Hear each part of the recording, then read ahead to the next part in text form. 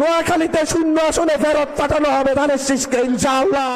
সন্ত্রাস সকল চাঁদাবাজ আওয়ামী লীগ আর বিএনপি একাকার হয়ে গেছে। এরা এতটাই অমানবিক কার্যক্রম করতেছে, তার ভাইকে হত্যা করছে, অথচ হাসি মুখে তার সাথে তারের শীষের মিছিল করতেছে।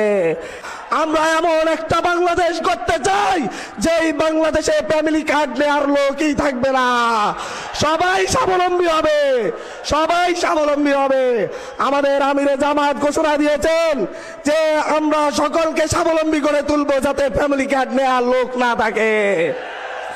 আমরা আজকে এই নোয়াখালীতে কয়েকদিন আগে দেখেছেন একজন নারীকে হেনস্থা করা হয়েছে, রাজনীতি কেন করে দেখেছেন কিনা?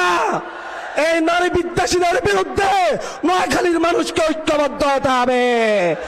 সরে সরে মাসতুতো ভাই, সকল সন্ত্রাস সকল চাঁদাবাজ আওয়ামী লীগ আর বিএনপি একাকার হয়ে গেছে। এরা এতটাই অমানবিক কার্যক্রম করতেছে, তার ভাইকে হত্যা করছে, অথচ হাসি মুখে তার সাথে তারের শীষের মিছিল করতেছে।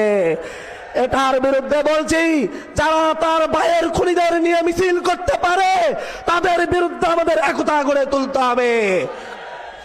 আজকে এই জায়গায় বলছি, 11 দলীয় ঐক্যজোট ইনশাআল্লাহ সরকার গঠন করবে, সংস্কার নিশ্চিত করবে, জুলাই গণঅভ্যুত্থানের হত্যাকারীদের বিচার নিশ্চিত করবে।